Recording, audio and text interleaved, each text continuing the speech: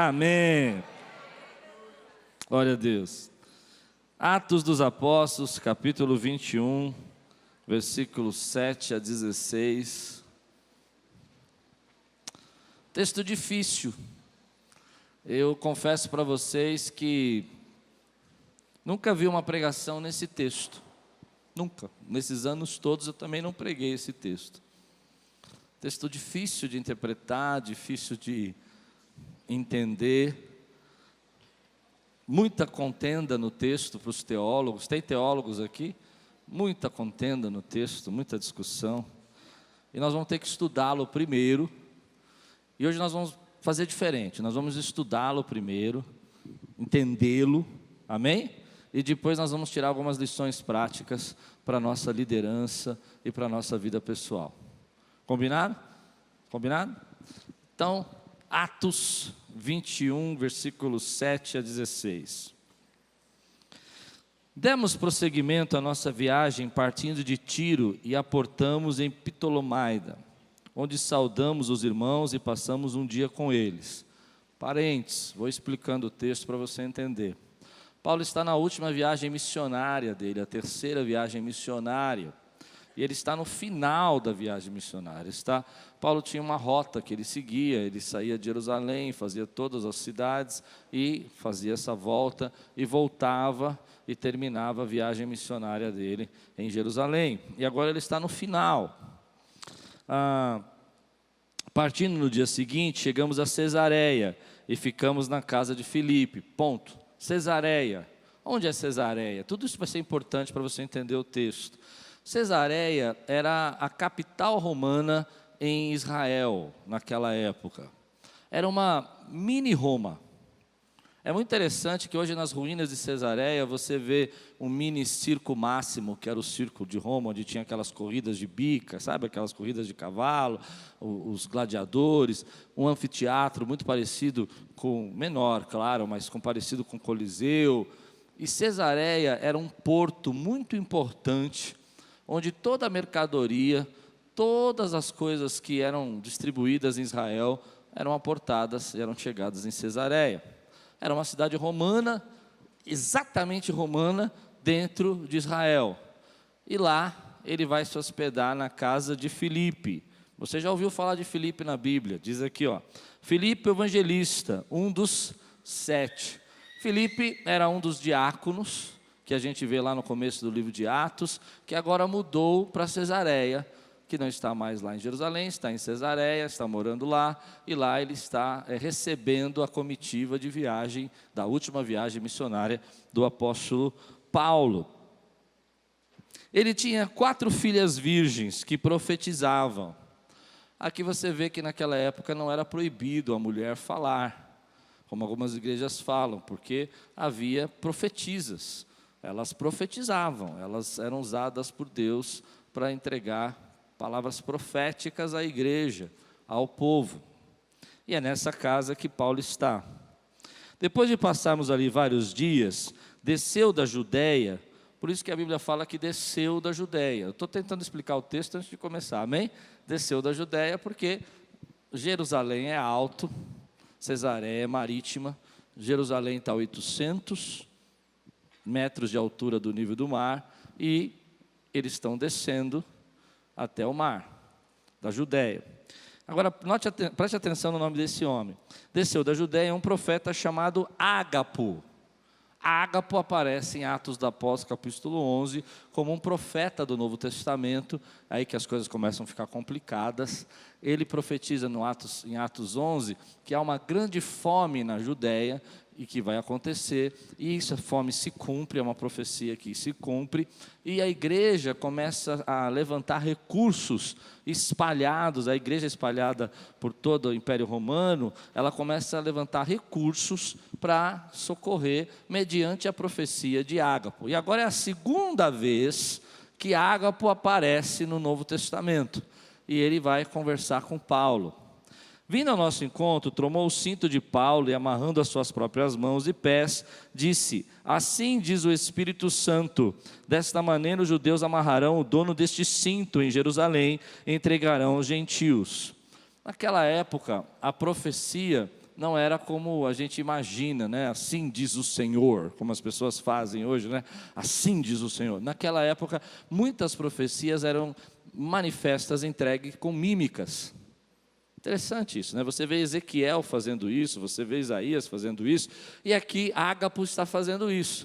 Ele pega um cinto, olha que interessante, amarra os braços, amarra as pernas e fala: assim vai acontecer com você lá em Jerusalém.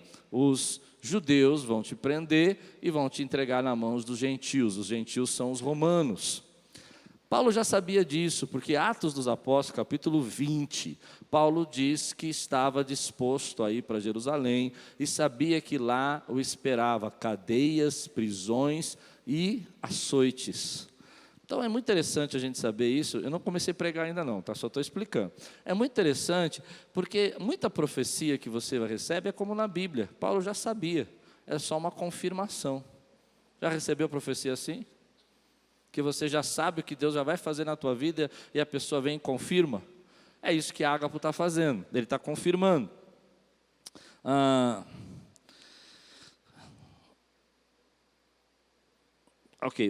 Quando ouvimos isso, quem ouviu? As pessoas da igreja. Nós e o povo dali rogamos a Paulo que não subisse para Jerusalém. Então Paulo respondeu: por que vocês estão chorando e partindo o meu coração? Estou pronto não apenas para ser amarrado, mas também para morrer em Jerusalém pelo nome do Senhor Jesus. Como não pudemos dissuadi-lo, desistimos e dissemos: seja feita a vontade do Senhor. Depois disso, preparamo-nos e subimos para Jerusalém. Alguns dos discípulos de Cesareia nos acompanharam e nos levaram à casa de Manasson, onde devíamos ficar. Ele era natural de Chipre e um dos primeiros discípulos. Vamos orar? Senhor, fala conosco. Em nome de Jesus, traz a Tua palavra ao nosso coração e alimenta a nossa vida. Fala conosco agora nessa noite de maneira especial. Sejamos edificados em nome de Jesus. Amém. Alguns problemas nesse texto. Algumas pessoas criticam esse texto e eu queria compartilhar com vocês porque vai ser a base da minha pregação. A primeira crítica que essas pessoas fazem nesse texto é com relação a Ágapo, porque a Bíblia fala que Ágapo disse que Paulo seria amarrado e seria entregue pelos judeus aos gentios. E Atos dos Apóstolos, capítulo 21, não descreve dessa maneira. Descreve que ele vai a Jerusalém, passa 7 dias ali celebrando com os irmãos. Quando ele entra no templo, há um tumulto que acontece, ele é espancado violentamente, e aí vem os soldados romanos e o retiram das mãos dos judeus, porque os judeus iam matá-lo. E muita gente aí, eu estava vendo isso na internet, vendo aí comentários, já vi muita gente pregar sobre isso, dizendo que Ágapo não profetizou corretamente. E eu queria dizer isso para você, que isso para mim é uma bobagem. Na verdade, quando há uma profecia, a profecia é uma linguagem metafórica. O que ele estava descrevendo é que havia perigos, açoites e lutas que iam acontecer. Consegue entender isso que eu estou dizendo? E não numa tradução. Isso muita gente faz hoje, quando recebe uma palavra profética, quer que a coisa seja traduzida, né? Como se fosse uma interpretação. Mas não é assim que a Bíblia trabalha. Por exemplo, Malaquias, que fala uma profecia belíssima, ele fala: e no dia do juízo, Deus enviará, antes da preparação do juízo, Deus enviará o profeta Elias. Bom, a gente sabe que o profeta Elias não era o profeta Elias, era João Batista, e por isso a Bíblia estava errada? Não, a Bíblia estava explicando. Então, primeira coisa, Ágapo, ele era um profeta. A segunda coisa que as pessoas dizem, é essa base que eu quero desmistificar para que você entenda a minha pregação, amém, queridos, estão comigo? É que as pessoas entendem que Paulo errou, porque se Ágapo falou, isso é fruto do nosso triunfalismo, né? Se Ágapo falou que havia açoites em Jerusalém, o que Paulo tinha que fazer é ir embora, ir para outro lado e não ir para lá. E algumas pessoas falam: não, Paulo desobedeceu a Deus, porque Deus falou que ia ter açoite lá. E Deus só vai nos dar bênçãos e graças, ele tinha que fugir. Amém? Mas você percebe que em nenhum momento, o profeta diz que é para ele não ir. Apenas está avisando o que ele estava para acontecer na vida dele. E aqui está a chave do que eu quero pregar. Por isso eu te expliquei tudo isso para chegar no ponto, senão você não vai entender. Quando Paulo recebe essa palavra profética, ele tem o direito, como todos nós temos o direito, de fazer ou não fazer aquilo que o nosso coração arde, aquilo que o nosso coração está sentindo que é propósito de Deus.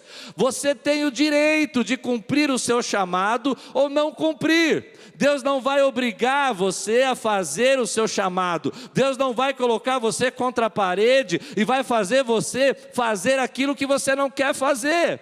O que a Bíblia está dizendo é que Paulo, pela sua própria vontade, pela sua própria escolha, decidiu seguir o propósito de Deus, ainda que houvesse lutas e sofrimentos. E essa é a palavra que eu quero entregar para você hoje. Meu irmão, você precisa tomar uma decisão de fazer aquilo que Deus está mandando você fazer. Você precisa tomar uma decisão acima do medo, acima da dúvida, de ir na direção do propósito de Deus para a tua vida, daquilo que arde o teu coração. O medo não pode te parar, o medo não pode neutralizar você, as suas preocupações não podem fazer você evitar, é uma escolha sua. Por isso nessa noite, Deus te trouxe aqui, eu creio, porque Ele vai avivar você, Ele vai tocar o teu coração, para que você escolha fazer aquilo que Ele chamou você para fazer. É isso que as pessoas não entendem.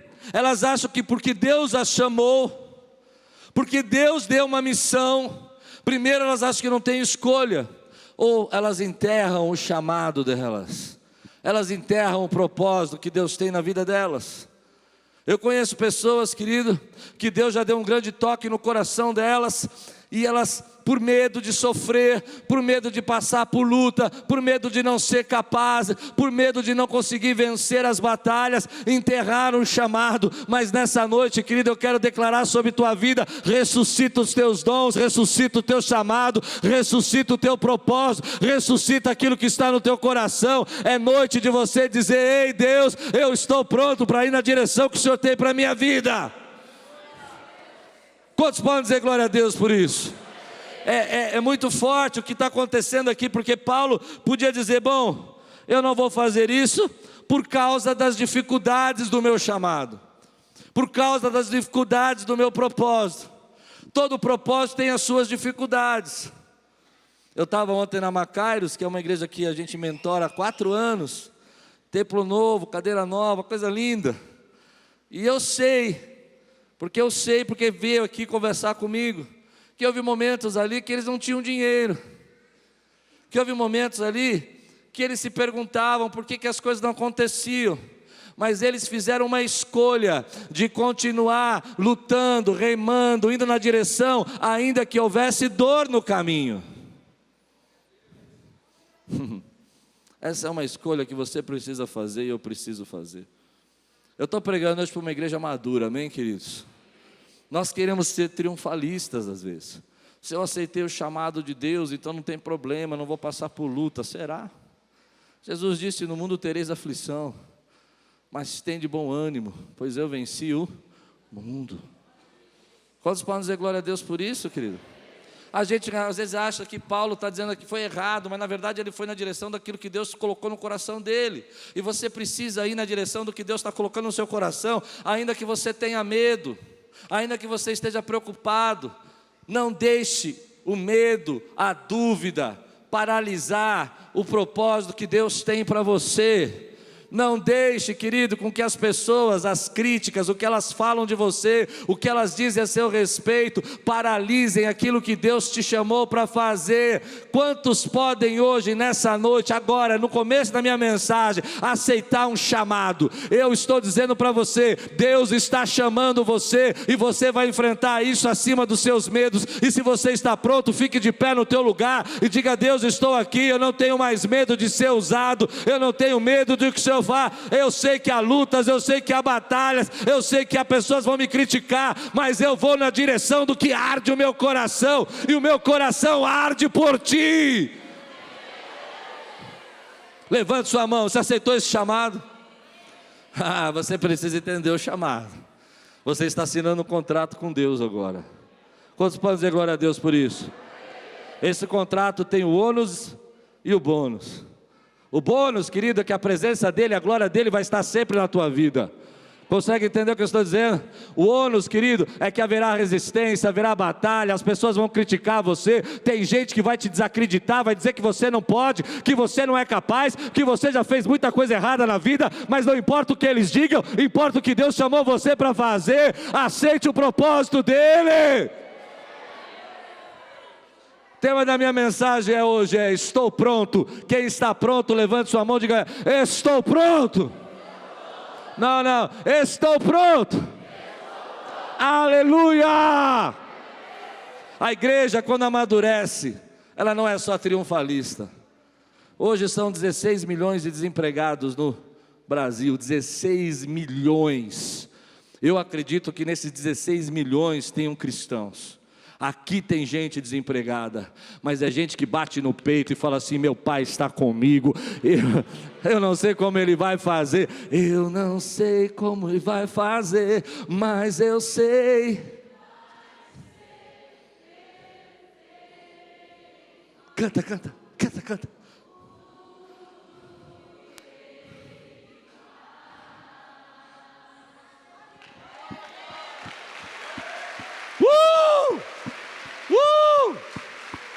Aleluia! Pode sentar. Algumas pessoas, querido, não saem do lugar porque elas têm medo de sofrer. Forte isso, né? Eu queria dizer para você que essa mensagem primeiro falou comigo. Deus falou comigo nesse texto na segunda-feira. E um irmão mandou lá da Califórnia esse texto para mim, uma mensagem. E eu falei: que você está mandando esse negócio para mim? Ele falou: não sei, Deus mandou mandar. Eu falei: tá bom, então vou pregar isso aí. E eu fiquei com esse texto na cabeça. E aí eu fiquei pensando, querido, quanta gente não segue o propósito da sua vida, seja casar, ter uma família, seja um ministério, seja uma profissão, abrir uma empresa, por medo do que vai acontecer. Eu me lembro quando Deus me chamou para o ministério, foi muito interessante. Eu não sabia se nós íamos começar um ministério ou se eu ia ser pastor auxiliar numa igreja.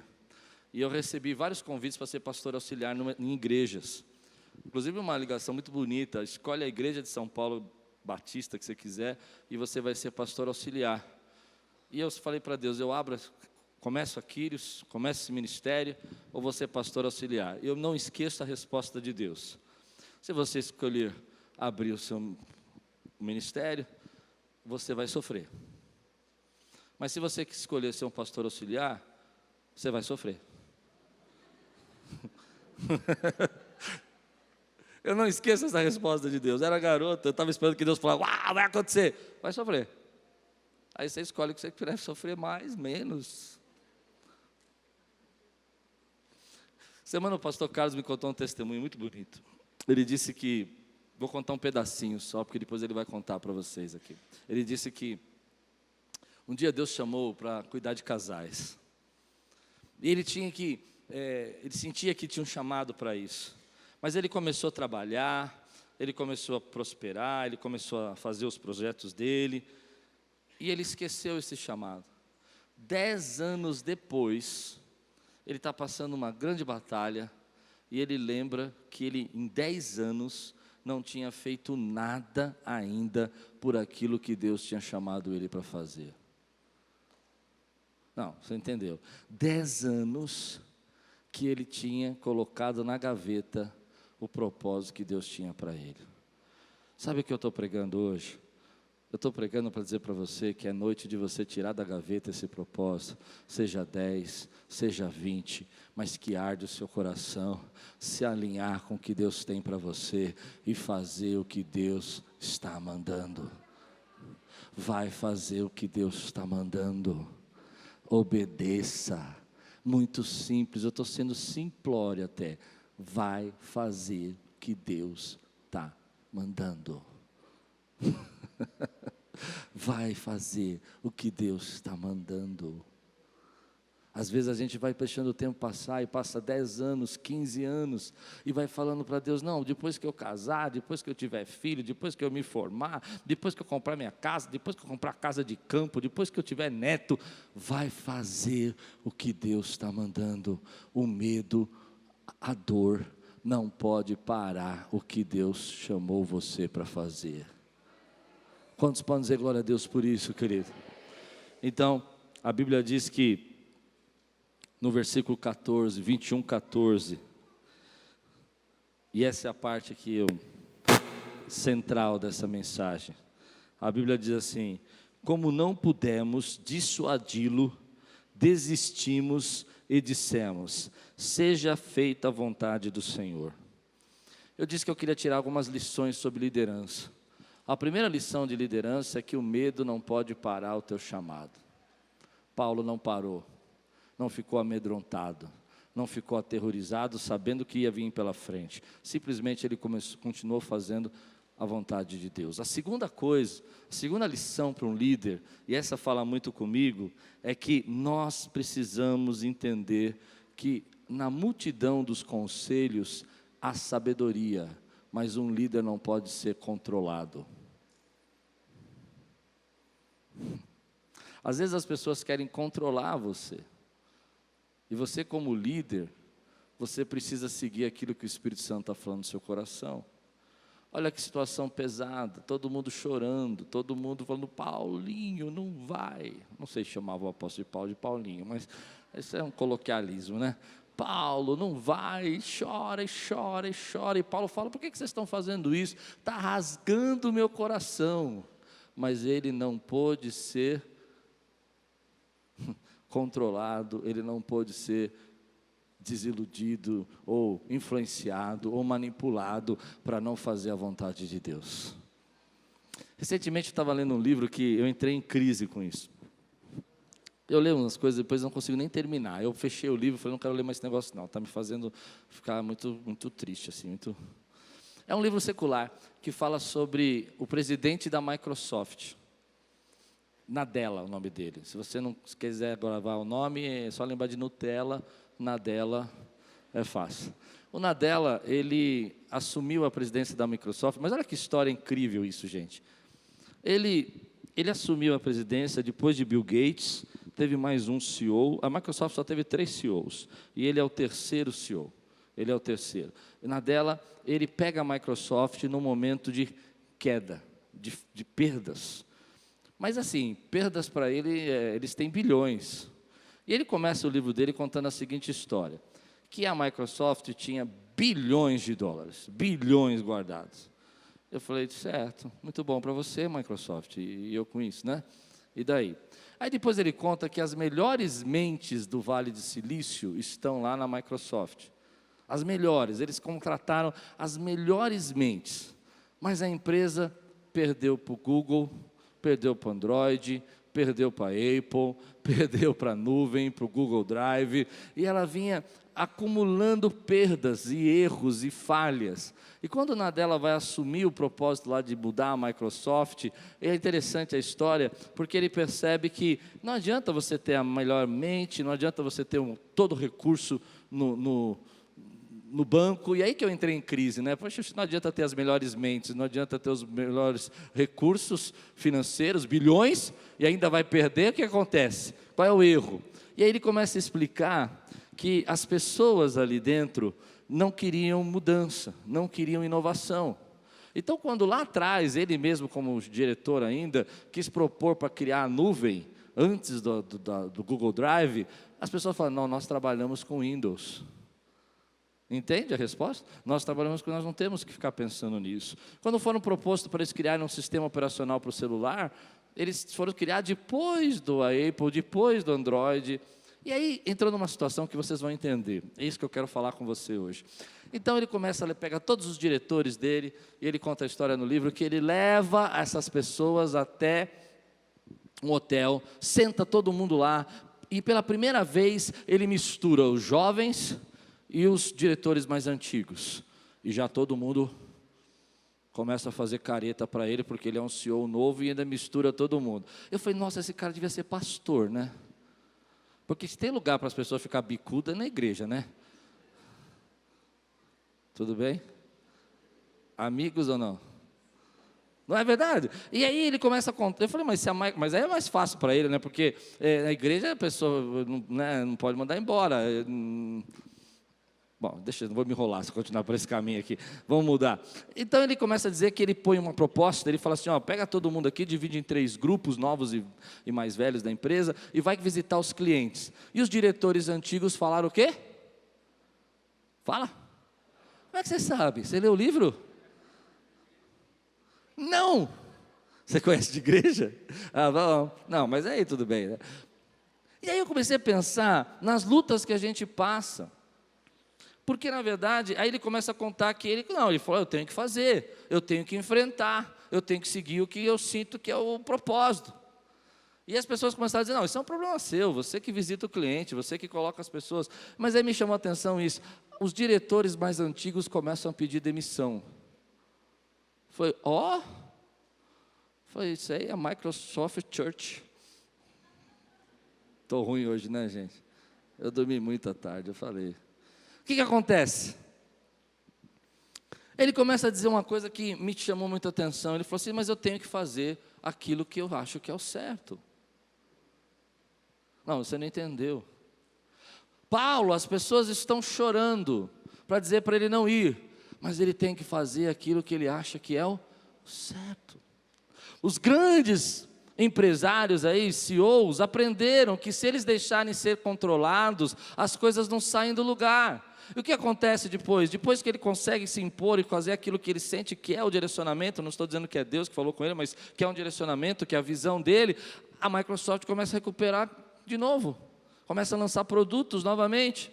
E às vezes, querido, a igreja é a mesma coisa. Nós precisamos entender, querido, que nós precisamos de muitos conselhos, mas não podemos ser controlados. Você que é líder, você precisa entender isso. Você precisa receber conselhos, mas não só podem ser controlados por ninguém. Está cheio de igreja aí, fechando, se quebrando, porque as pessoas querem controlar. Quem tem que controlar a igreja é o Espírito Santo. Quem tem que controlar a igreja é o Espírito Santo. Se nessa noite, mas eu não gostei, porque isso não foi legal, o mover não aconteceu. Deixe o Espírito Santo controlar o que Ele quer fazer nesse lugar, nessa noite. Quantos podem dizer glória a Deus por isso, meu irmão? Não se deixe, não queira ser o controle, deixe o Espírito Santo ser o controle. E muitas vezes a gente deixa de fazer as coisas, porque ao invés de ouvir aquilo que arde o nosso coração, ao invés de seguir o instinto do nosso coração, daquilo que deve ser feito, nós deixamos pessoas nos controlar. Tem uma coisa que eu vou dizer para você, eu gosto muito de receber conselho, mas não tente me controlar,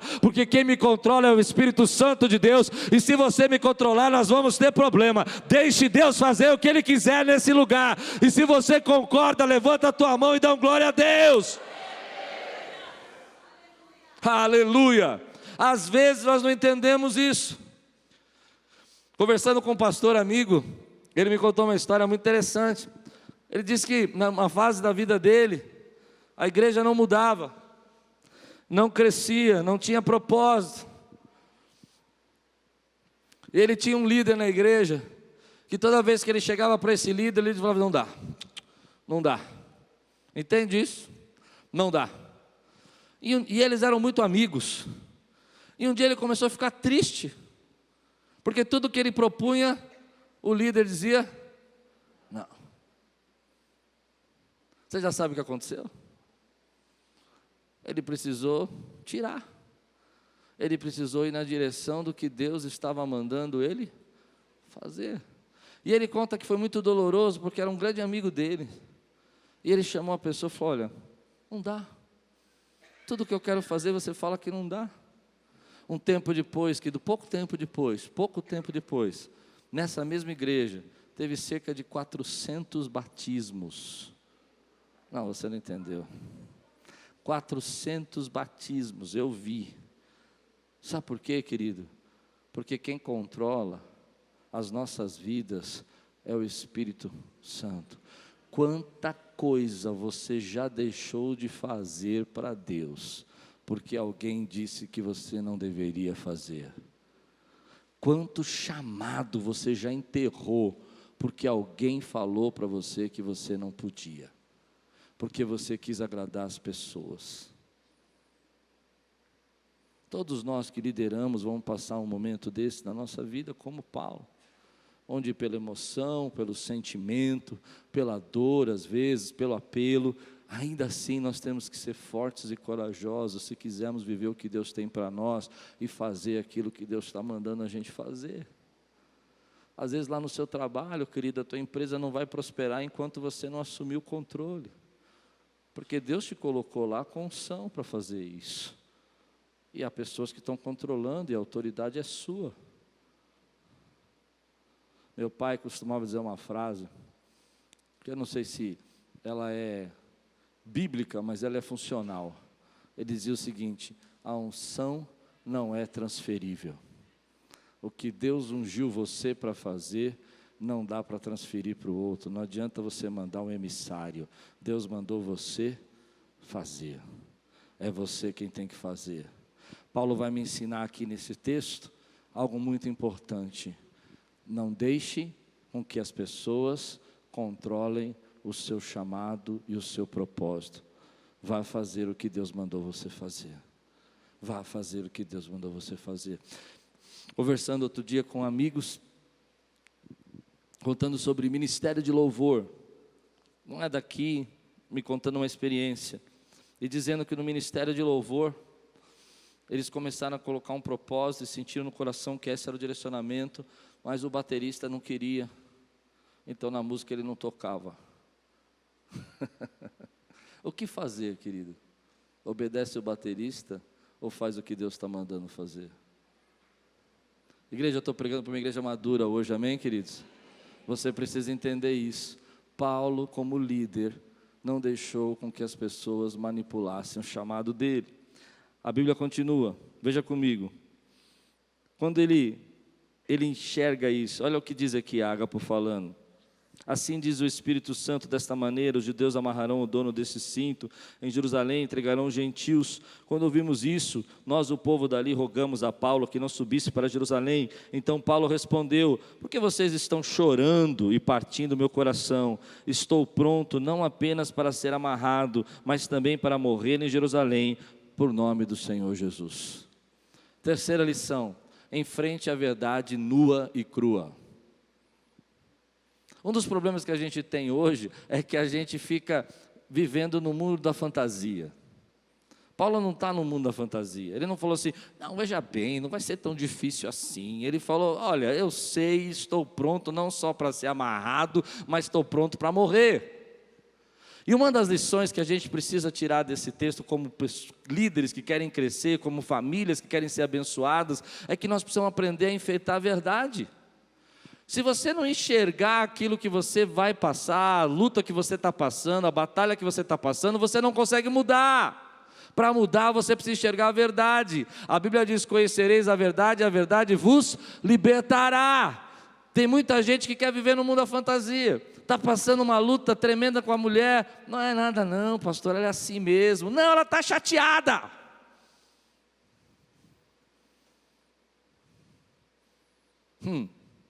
Está passando uma batalha no emprego, na dificuldade financeira, precisa cortar gastos, mas não enfrenta a verdade.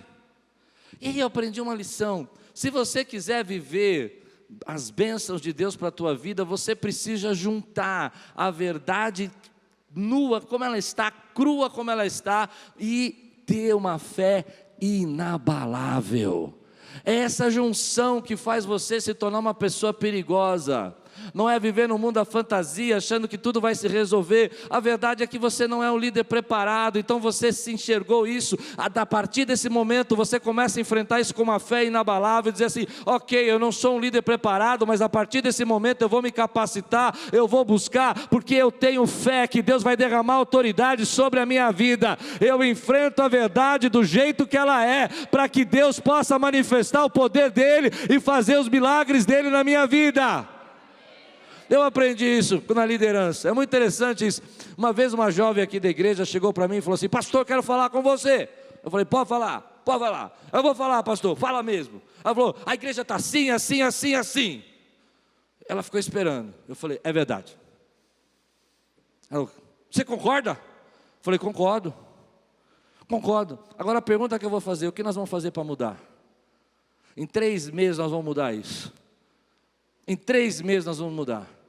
Ela falou: não sei. Eu falei: enxergar a verdade não resolve se você enxerga a verdade e não enfrenta com toda a fé. Quantos podem dizer glória a Deus por isso?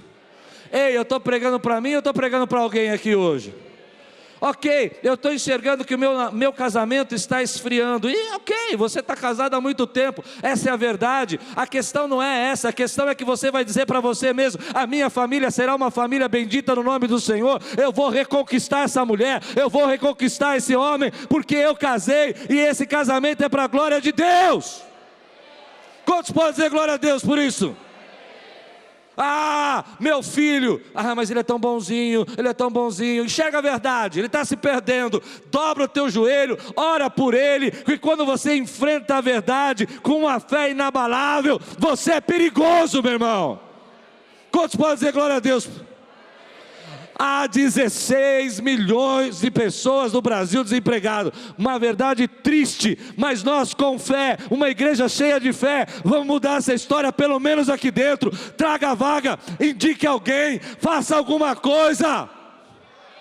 Se você está comigo aqui, dá um grande brado nesse lugar. Tem gente que vive no mundo da fantasia, não muda nada. E tem gente que enxerga a verdade só para murmurar. Murmurar não resolve, meu irmão. O que resolve é você enxergar a verdade com uma fé poderosa que diz: há um Deus que vai fazer segundo a vontade dEle na minha vida. Está difícil. Eu me lembro que essa jovem, quando ela falou isso para mim, ela falou: então, mas assim. Eu falei: tá mesmo. Eu estava numa série pregando sobre relacionamentos e tal. Eu falei: é isso mesmo, você tem toda a razão. Mas o senhor concorda? Eu falei: concordo. Porque se eu não enxergo a verdade, eu não posso mudar. Para enxergar a verdade, eu faço mudança na minha vida. Quando eu enxergo a verdade e enfrento com toda a fé, a mudança acontece. Tem gente que não enxerga a verdade, se acha melhor do que é. Não é? Eu sou um líder incrível. Não é, mas vai ser. Ô glória! Posso ouvir um glória a Deus?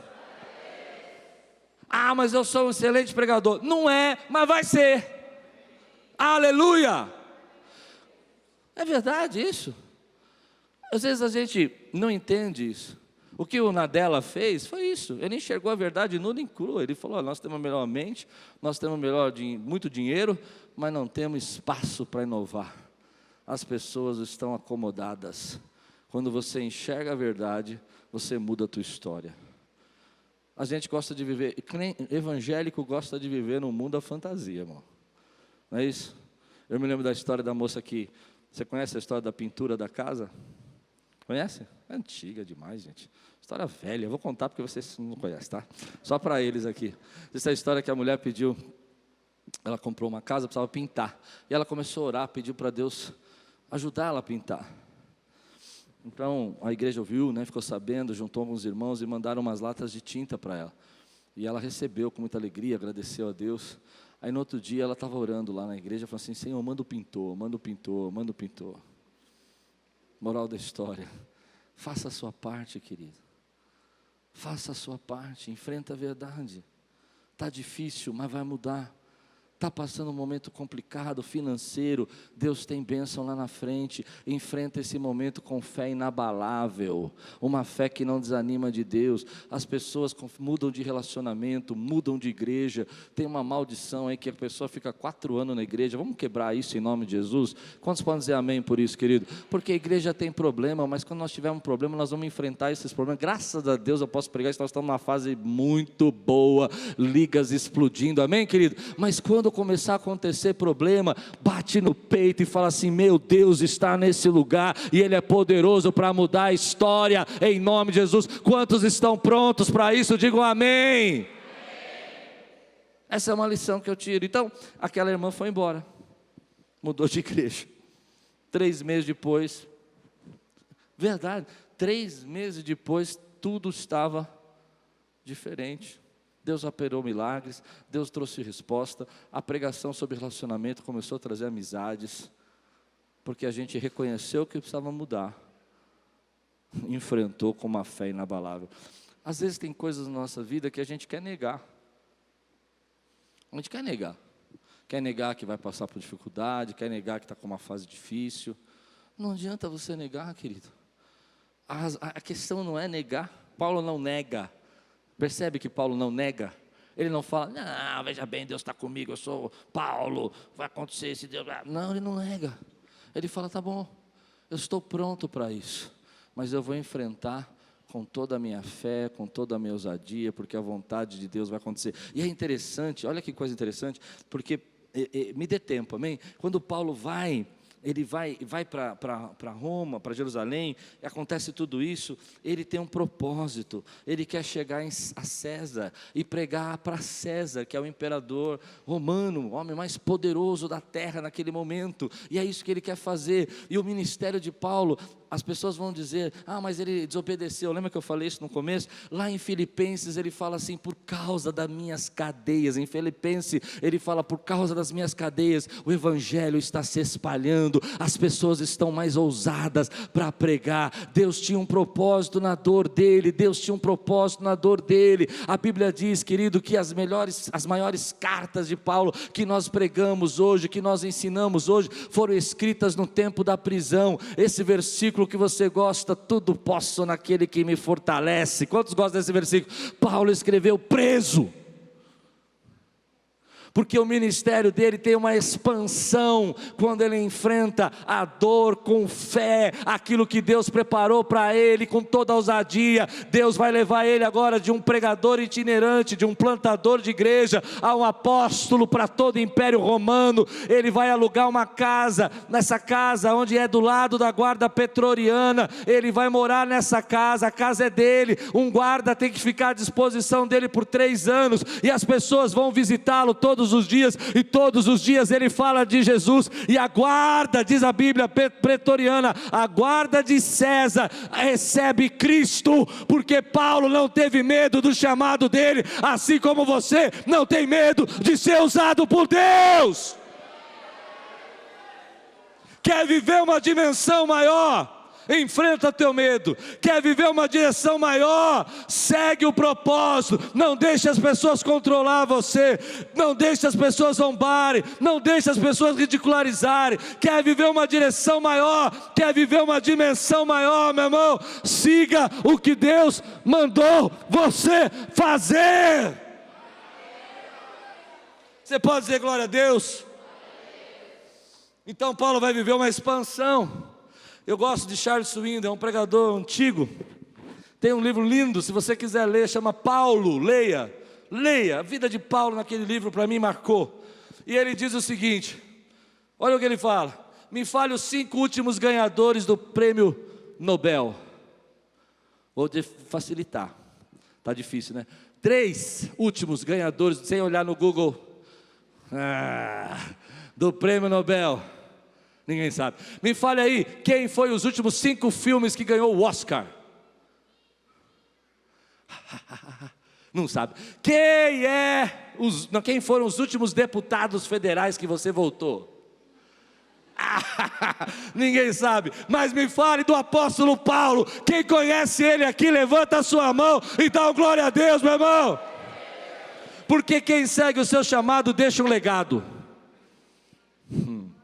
Quem segue o chamado deixa o legado.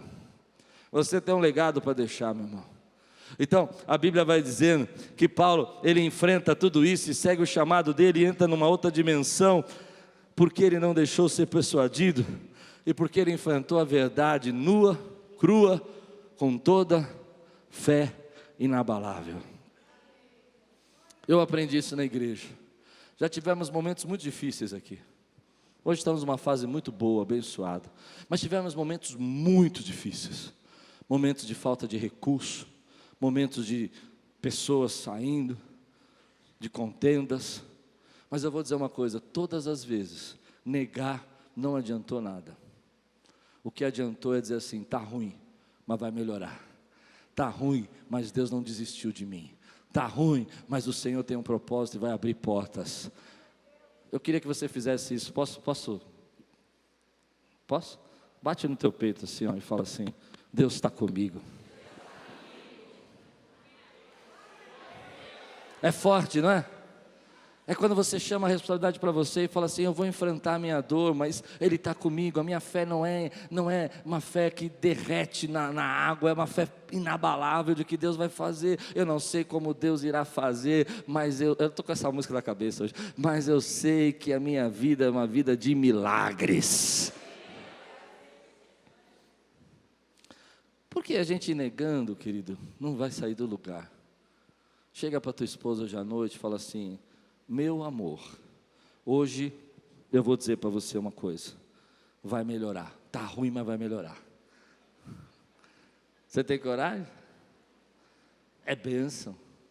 Chega para a tua vida financeira, faz uma análise verdadeira dela, enxerga com clareza as dívidas que você precisa se livrar, e usa a tua fé inabalável para dizer: eu vou mudar essa história em nome de Jesus.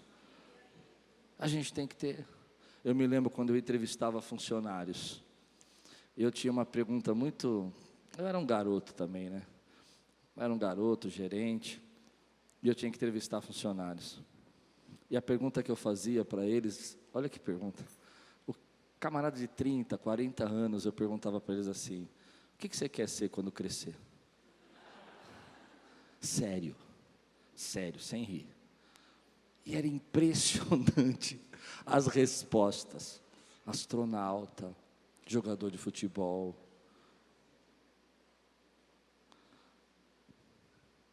Você não entendeu, né? Entendeu? Eu vou perguntar para vocês, posso? O que vocês querem ser quando crescer? Você já cresceu, querido, agora é a hora de você caminhar, andar na direção que Deus tem para a tua vida, com uma fé inabalável. Vai passar, vai melhorar, vai mudar, porque Deus está no controle, a sua vida pertence a Ele. Aleluia. Não deixe nada desanimar você. Não deixe nada desanimar você. Você está numa situação difícil, não deixe isso te desanimar.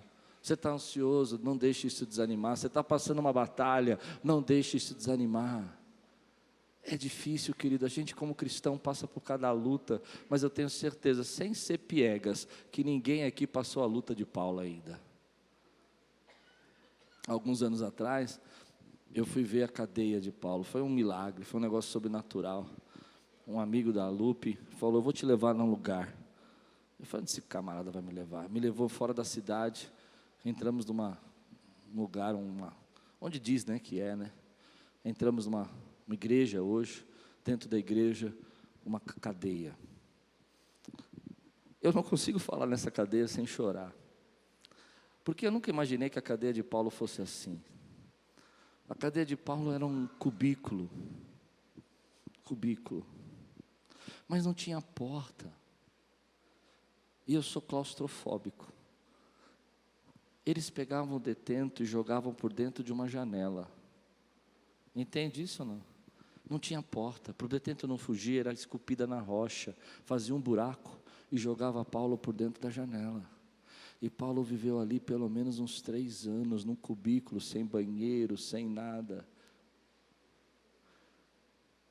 E lá dentro ele fala assim: eu sei ser feliz com pouco e com muito, tudo posso naquele que me fortalece. Igreja, precisamos amadurecer. Quando você recebe essa palavra, precisamos amadurecer. Hoje tem crente aí que porque furou o pneu do carro está praguejando, mas nunca foi jogado num buraco por uma janela, um buraco na parede pequeno, que dá para passar um camarada estreito, e lá dentro você vai viver e fica lá com mais 3 homens, num cubículo. Então quando eu estava lá, eu senti algo assim no meu espírito. Me perdoa de compartilhar, mas o Espírito Santo falou comigo assim: você aguentava por mim? E eu disse: eu não sei. Eu não estou dizendo que Deus está pedindo isso para você, você entende isso que eu estou dizendo? Eu estou dizendo que às vezes nós estamos recusando o nosso chamado por coisas tão pequenas. Por coisas tão pequenas. E esse homem aqui, querido, ele disse: estou pronto. para ser preso, até para ser morto, por causa de Cristo. Essa é uma fé madura, é uma fé que está acima das circunstâncias, dos problemas, das dificuldades. Eu estou pregando para uma igreja madura, amém, queridos? Eu não estou pregando para uma igreja que quer viver das ilusões. A vida é difícil, a gente passa por muita luta, mas a palavra de Deus fala para nós que a nossa esperança está na glória. Nós temos um Deus que cuida de nós. Quantos milagres esse Deus já fez na tua vida? Quantos milagres! Não deixe os problemas pararem a tua fé, não deixe os problemas fazerem você retroceder. Levanta, querido, a tua cabeça, levanta o teu braço de autoridade, ponha ele para cima e diz: eu vou enfrentar isso, eu vou bater até essa porta abrir, eu vou continuar caminhando na direção. No final, Paulo diz assim, eu quero ler o versículo com vocês. Quinta lição. Primeira lição, se você não pegou, não deixe a dor parar o seu chamado. Segunda lição, tenha bons conselheiros, mas não deixem controlar você. Terceira lição, enfrente a verdade nua e crua, mas com uma fé inabalável. Quarta lição, não desista dos fatos, não deixe os fatos desanimar você. E quinta, última lição, para um líder, amém? 21:13, Atos 21:13, diz assim: então Paulo respondeu: por que vocês estão chorando e partindo meu coração? Estou pronto.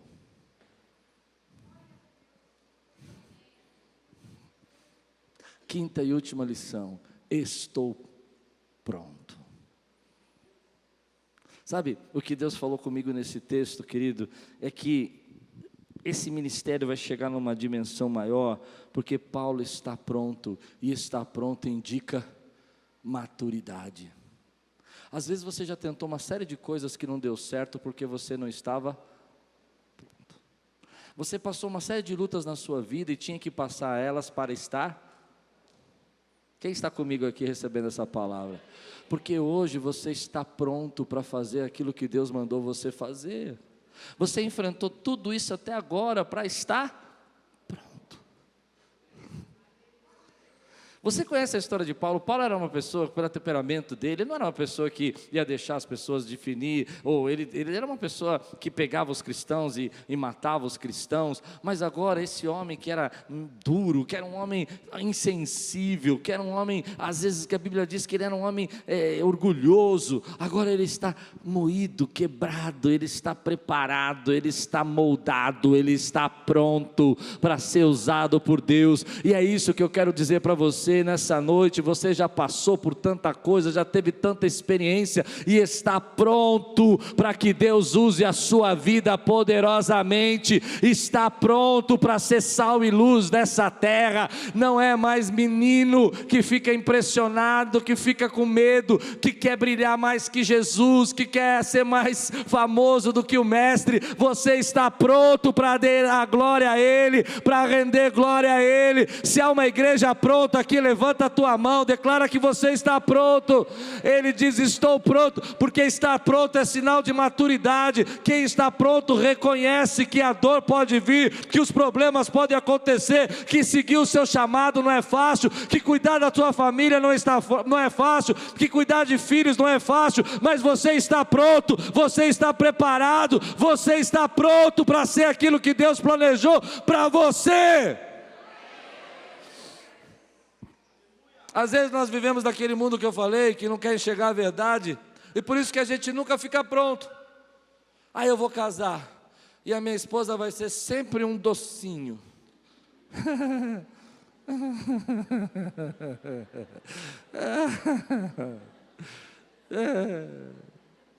Você não está pronto, filho. Você não está nem um pouquinho pronto. Nem um pouquinho. Até quando ela tiver de TPM, ela vai ser um docinho. Não, você não está pronto, filho, você não está pronto. Eu vou ser um pai, mas eu nunca vou deixar de jogar bola, nunca vou deixar de jogar meu videogame, e minha mulher vai cuidar dos filhos. Não está pronto. Não está pronto. Nem vou dar meu último pedaço do doce.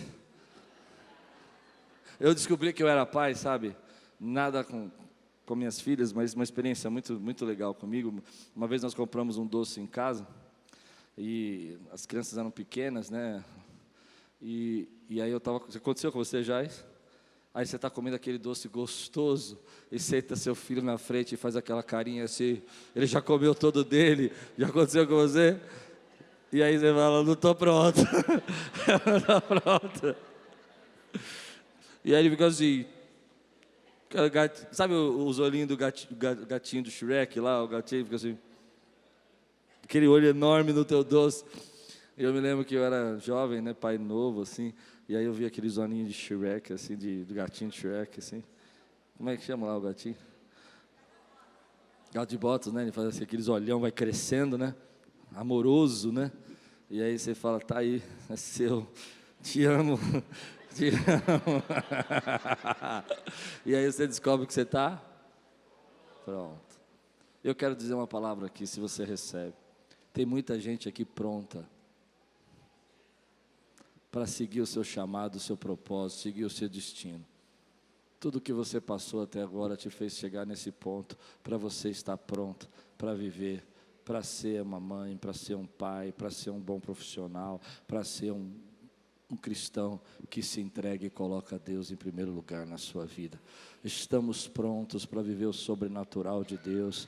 Estamos prontos para não ficar orgulhoso nos primeiros aplausos. Sabe quando a gente começa a pastorear, começa a ministrar, a gente prega uma mensagem, a pessoa fala assim para você, nossa, foi bênção, você acha. Até que você aprende que você é a mulinha.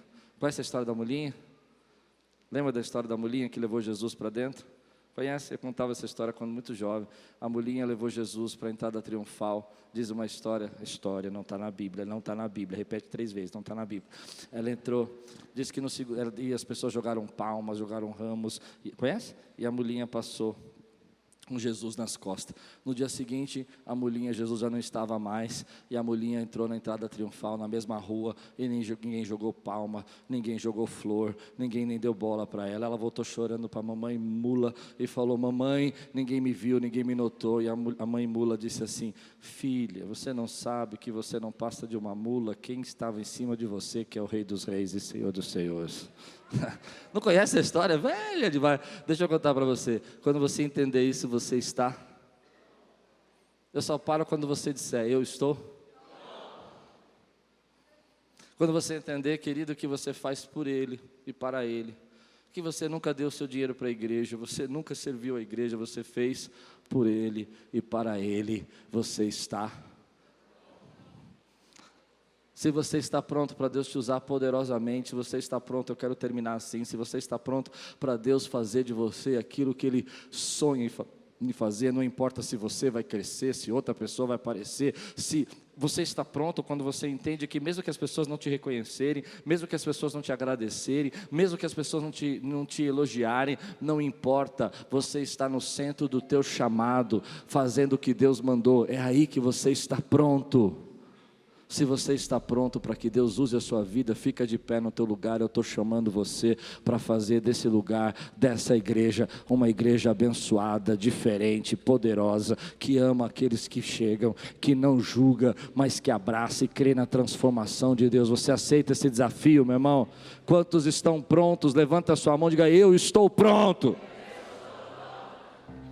Eu me lembro do meu pai nessa hora. Eu me lembro que quando eu comecei a pastorear, aos 23, 24 anos, eu ficava reclamando muito com meu pai, murmurando muito. E pai é pai, né, gente? Pai conhece a gente, não conhece? Pai sabe a gente na alma. E meu pai falava, filho, você não está pronto. Você acredita nisso? Mas ele não falava porque ele queria o meu mal, ele falava porque ele queria o meu bem. Eu não estava pronto mesmo. Mas essa semana eu tive um sonho. E foi por isso que eu preguei essa mensagem. E nesse sonho Deus falou comigo que nós estamos prontos. Eu não sei te explicar, não vou contar o meu sonho. O sonho foi meu, é meu e pronto. Amém? Mas no sonho eu acordei de manhã com muita paz. E foi logo depois que eu comecei a preparar essa mensagem. E eu me lembrei desse versículo. Eu estou pronto. para que Ele cresça e eu diminua, para que Ele apareça, para que o reino dEle estenda. Tem uma igreja madura aqui hoje, meu irmão? Ah, mas é difícil, porque a gente sofre na igreja, as pessoas falam mal, as pessoas não magoam. Tá bom, verdade, nua e crua. Tem gente boa e tem gente chata, certo? Amém? Mas você está pronto? Quem está pronto, diga amém, querido. Ah, mas não é fácil, a gente faz e faz, as pessoas não reconhecem. Verdade, a gente faz mesmo. Eu já cansei de ver gente falando assim para mim: nossa, eu aconselhei aquela pessoa 3 horas, depois ela vai e fala: falei com a irmã fulana e foi uma bênção. Não é? Você aconselhou 3 horas a pessoa, tirou do buraco. Ela vai e fala: não, porque eu conversei com a irmã fulana, ela falou uma frase. Eu estou pronto. Quem está pronto aqui, diga amém, meu irmão. Pronto para ser rejeitado, pronto para passar por luta, mas jamais parar de fazer aquilo que Deus mandou você fazer. Jamais de parar de deixar o legado que Deus mandou você deixar. Se você está pronto, levante sua mão aqui. Eu não sei se você entendeu que eu estou fazendo um apelo. É um apelo para aqueles que estão prontos. Se você está pronto, diga: Deus, eu estou pronto para ser usado. Importa que o Senhor cresça. Aleluia. Aleluia. Dê um grande brado nessa igreja aqui, meu irmão. Aleluia. Compreendo os teus caminhos. Louve-o. Mas te darei a minha canção. Só quem está pronto entende isso. Doces palavras te darei. Se você está pronto, você entende isso. Me sustentas em minha dor. Oh, Isso me leva mais